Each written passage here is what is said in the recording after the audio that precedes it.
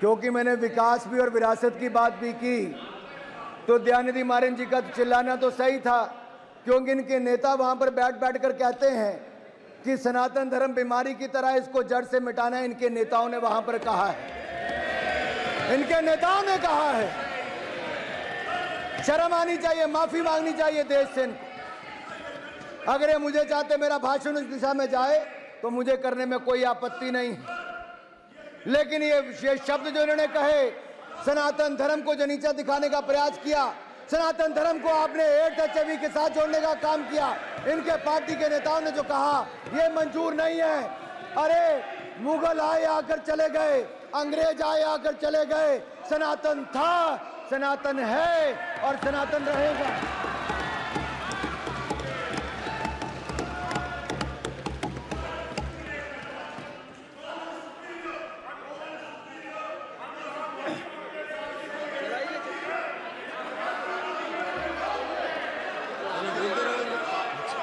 उन्होंने क्या बोला कि सनातन रहेगा, यही बोला ना?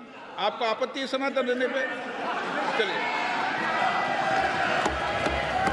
अध्यक्ष जी, हम सबके जीवन में जो 500 साल तक हमारी पूर्व की पीढ़ियों के जीवन में भी जो समय नहीं आया, हम सौभाग्यशाली, हम कोविड से भी बच गए, और जो 500 साल में किसी को अवसर नहीं मिला, वो हमारी आंखों के सामने भव्य और दिव्य राम मंदिर का निर्माण भी हुआ।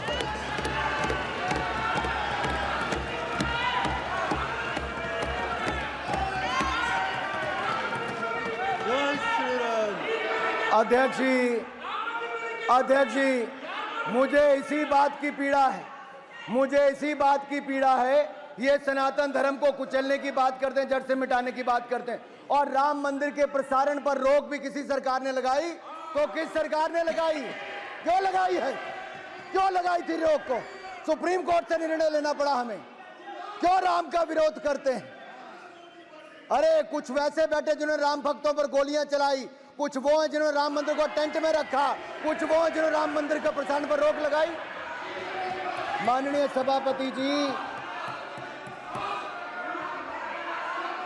और जब मैं बात करता हूं विकास भी विरासत की भी, तो हम यही नहीं, सोमनाथ धाम बनाया, काशी विश्वनाथ धाम बनाया, दिव्य भव्य केदारनाथ धाम बनाया, महाकाल लोक धाम बनाया, और दिव्य भव्य राम मंदिर भी बनाया है।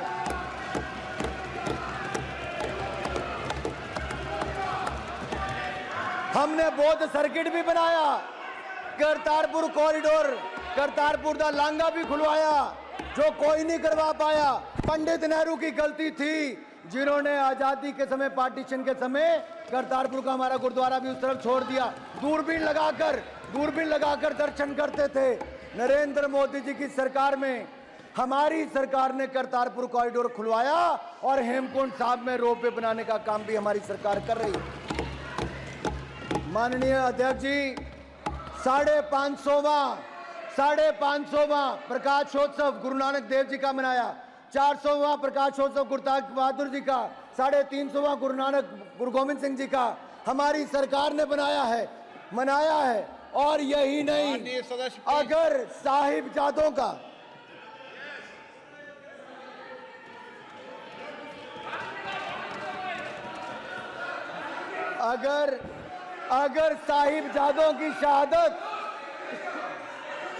साहिबजादों की शहादत पर भी अगर पूरे देश ने वीर बाल दिवस के रूप में मनाया, तो ये भी प्रधानमंत्री नरेंद्र मोदी जी की सोच।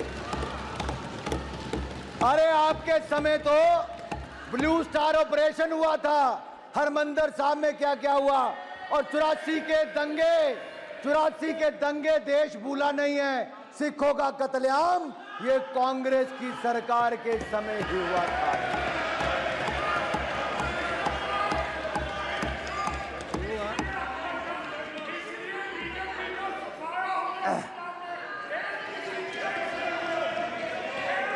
माननीय अध्यक्ष जी, भारतीय जनता पार्टी को समर्थन मिला है पंजाब में कि हमारा वोट शेयर 3 गुना ज्यादा पंजाब की जनता ने बढ़ाया है।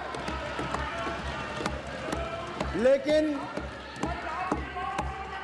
मैं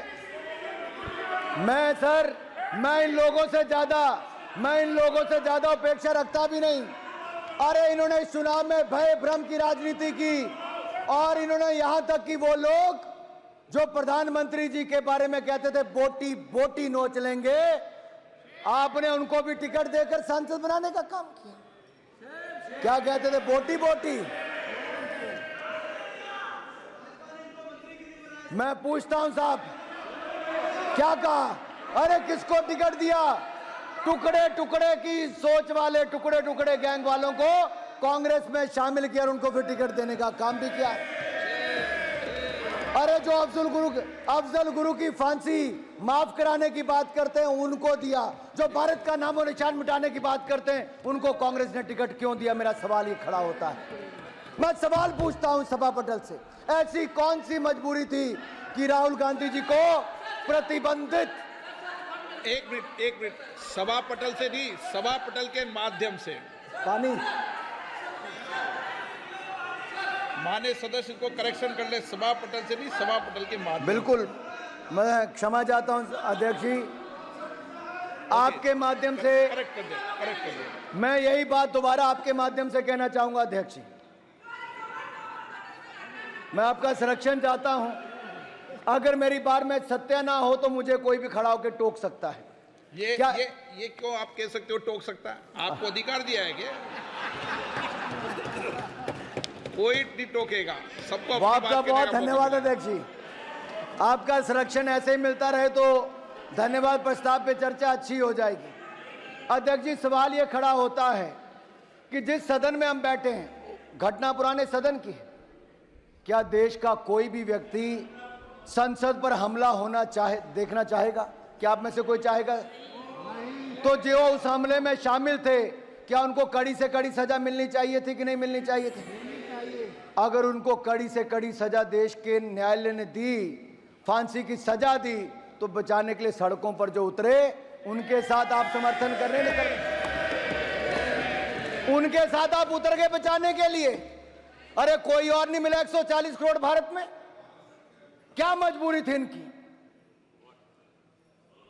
क्या मजबूरी थी? और अब आप चुनाव जहां से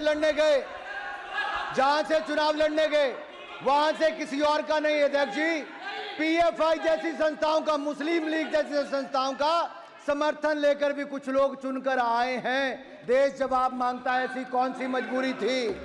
कौन सी मजबूरी थी? कौन सी मजबूरी थी? अरे इनका इतिहास ही वैसा रहा है।